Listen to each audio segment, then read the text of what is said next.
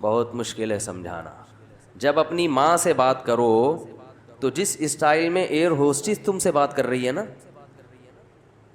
اس style کو 3 گنا بولو بڑھا دو، اس میں 3 چمچ چینی کے اور ڈال دو. جتنی شکر اس نے اپنی زبان میں ڈالی ہے آپ سے بات کرنے کے لیے، اس شکر میں 3 چمچ اور ملا دو.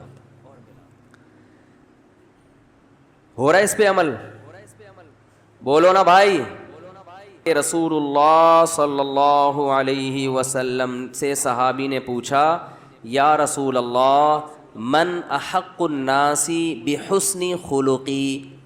تو یہاں بھی دیکھو حسن کا لفظ ہے، احسان سے نکلا ہے یہ، بلکہ احسان حسن سے نکلا ہے.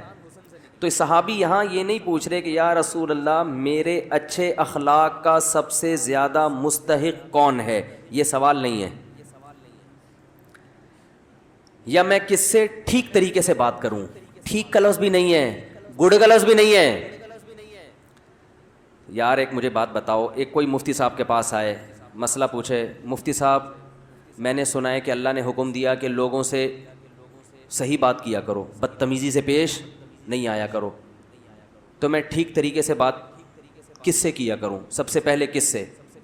تو ہم بتا دیں گے بھائی سب سے پہلے ماں ہے، پھر باپ ہے، پھر باقی لوگ ہیں، یہی بتائیں گے نا. ہمارا اسٹائل کیا ہوگا؟ یہ ہوگا.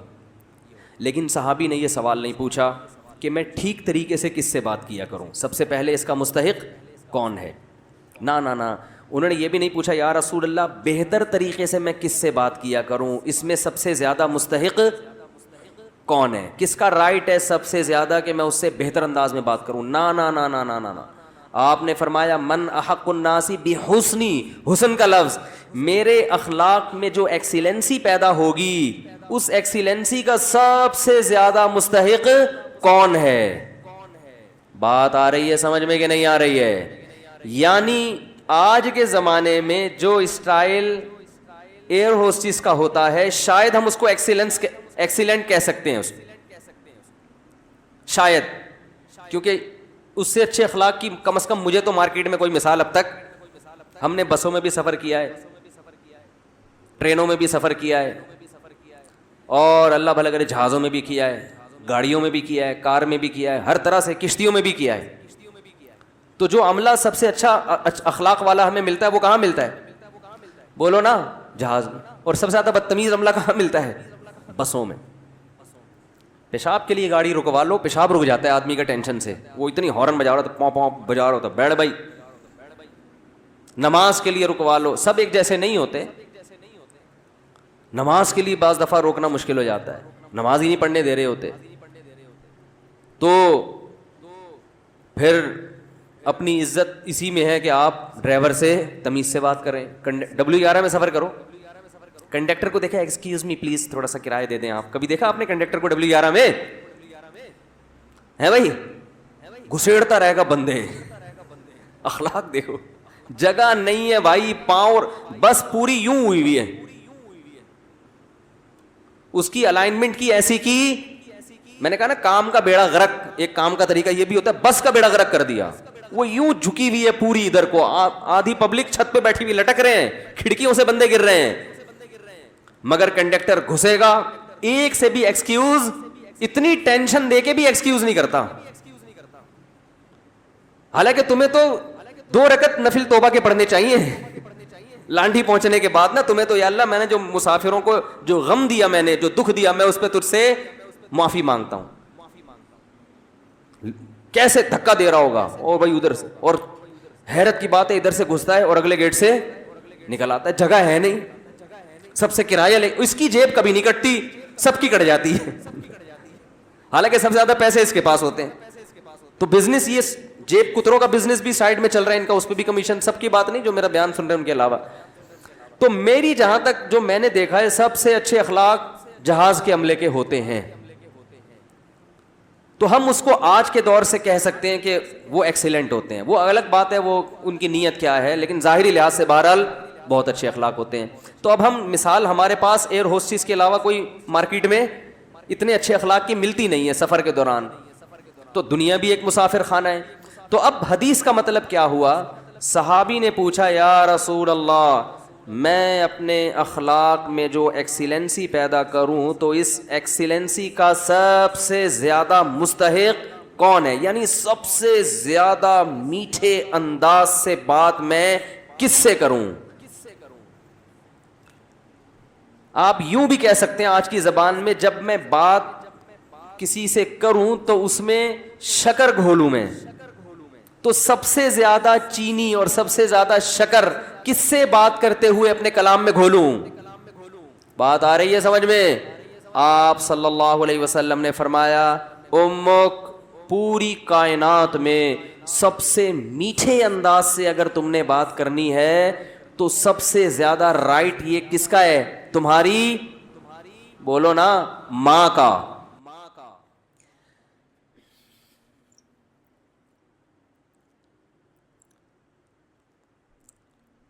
صحابی نے عرض کیا یا رسول اللہ کیا انداز ہے؟ فرمایا ثم من، ثم کا مطلب ہوتا ہے اس کے بعد، ثم من، یا رسول اللہ ماں کے بعد دوسرے نمبر پر میٹھے انداز سے، اچھے انداز سے بات کرنا کس کا حق ہے کہ میں اس سے اچھے انداز سے بات کروں؟ ماں کے بعد. ماں کا تو پتہ چل گیا، دوسرے نمبر پہ جو میں سب سے بہترین اور مٹھاس کے ساتھ بات کرنی ہے، اخلاق میں ایکسیلنسی پیدا کرنی ہے، ماں کے بعد دوسرے نمبر پہ کون ہے وہ؟ تو آپ صلی اللہ علیہ وسلم نے کیا جواب دیا؟ فرمایا امک، ماں کے بعد دوسرا نمبر بھی کس کا ہے؟ بولو بھائی. کیا عجیب انداز ہے. حالانکہ یہ عام عرف کے مطابق جواب سوال کے مطابق، بولو بھائی، نہیں ہے. مجھ سے اگر کوئی پوچھے کہ سب سے بڑا حق کس کا، میں کہوں ماں کا. وہ کہ اس کے بعد کس کا، تو میں کہوں ماں کا. وہ کہے گا میں اس کے بعد کا پوچھ رہا ہوں، اس کا تھوڑی پوچھ رہا ہوں. تو یہ سرسری نگاہ سے دیکھا جائے تو یہ بلاغت والا کلام نہیں ہے، یہ غلط کلام ہے اگر سرسری نگاہ سے دیکھا جائے. کیونکہ ہم پوچھ رہے ہیں کہ اس کے بعد. ماں تو پتہ چل گیا، ماں کے بعد اس کے علاوہ بتائیں آپ. لیکن نبی دوبارہ کس کا نام لے رہے ہیں؟ یہ سرسری نظر میں یہ کلام بلیغ نہیں ہے، لیکن حقیقت میں یہ بلاغت کے اعلیٰ معیار پہ پہنچا ہوا کلام ہے.